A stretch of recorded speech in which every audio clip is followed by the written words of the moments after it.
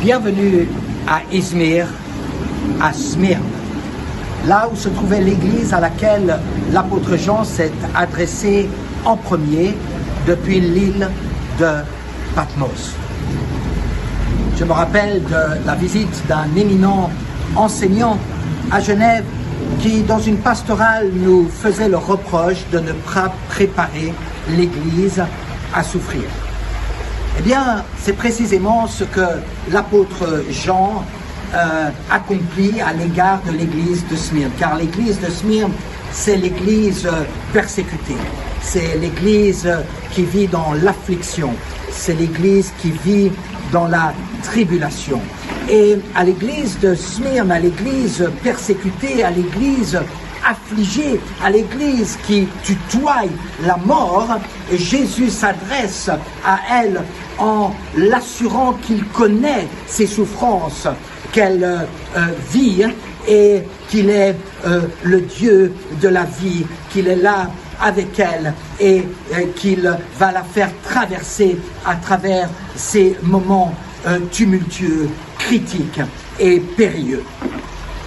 Nous ne devons pas nous étonner de l'affliction et de la tribulation qui peut nous attendre en tant que chrétiens, en tant que disciples et en tant qu'Église également.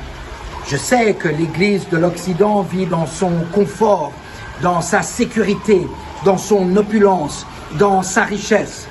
Mais peut-être que nous sommes beaucoup plus pauvres que nous l'imaginons, alors que les pauvres de Smyrne étaient beaucoup plus riches que ce qu'ils réalisaient. Jésus a dit à ses disciples, ayez bon courage, vous aurez des tribulations dans ce monde, mais j'ai vaincu le monde. Oui, Jésus nous annonce des tribulations et des afflictions à venir. Il prépare ses disciples, il prépare son Église.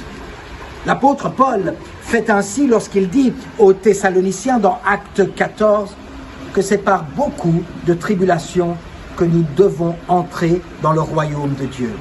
Nous sommes destinés au royaume, mais nous sommes également destinés à la tribulation. À ces mêmes Thessaloniciens, dans 1 Thessaloniciens 3, l'apôtre Paul dit précisément que nous sommes destinés aux tribulations. À nous de nous préparer. À nous, comme de savoir que Dieu sait, que Dieu connaît. À nous de ne pas craindre, mais d'être plein de force et d'être plein de courage. Ayez bon courage, nous dit Jésus.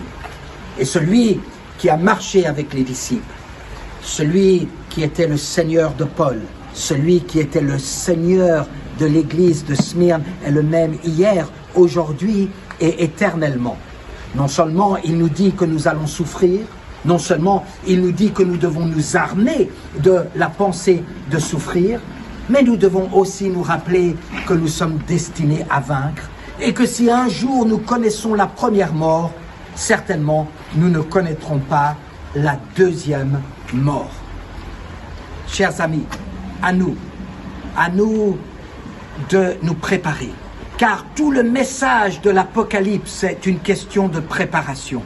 Nous préparer intérieurement pour résister aux pressions extérieures qui viennent dans ce monde. Et Dieu sait que les démons sont déliés aujourd'hui au milieu de notre génération.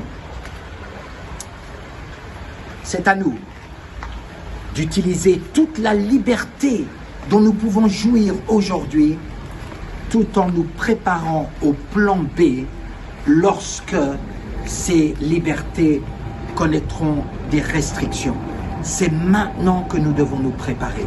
C'est maintenant que nous devons avoir un business continuity plan. C'est maintenant que nous devons penser au plan B. C'est maintenant que nous nous préparons aujourd'hui pour vaincre demain. Bénédiction, courage et force depuis Smyrne à laquelle l'Esprit s'adresse. Amen.